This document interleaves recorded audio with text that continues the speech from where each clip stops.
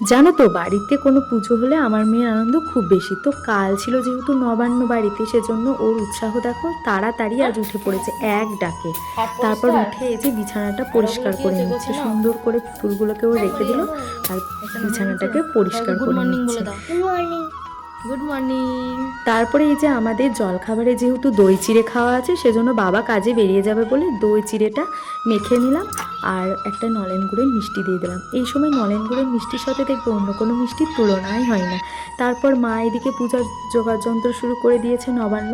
এই যে সে পুজোর কাজের জন্য আনা নতুন মিক্সিটা এত সুন্দর হয়েছে, কালারটি বেশ ভালো লাগছে জানেন।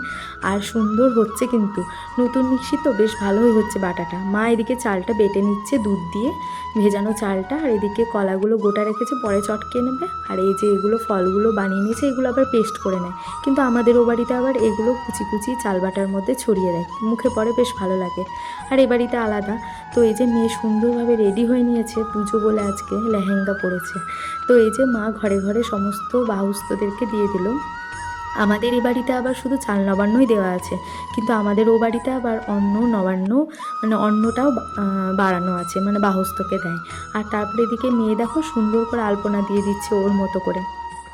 তো ওকে আমি বাধা দিই না, কারণ ও যেরকমভাবে পারছে সেরকমভাবে করতে করতেই শিখবে। ওর উৎসাহটা এতটাই যে ওকে যদি না করি তাহলে আরও বেশি রেগে যায়, সেজন্য করতে দিলাম। ও করছিল আলপনাটা। আর এদিকে দেখো মা নতুন থালাগুলোতে নবান্ন ভোগ লাগিয়ে দিয়েছে ঠাকুরকে।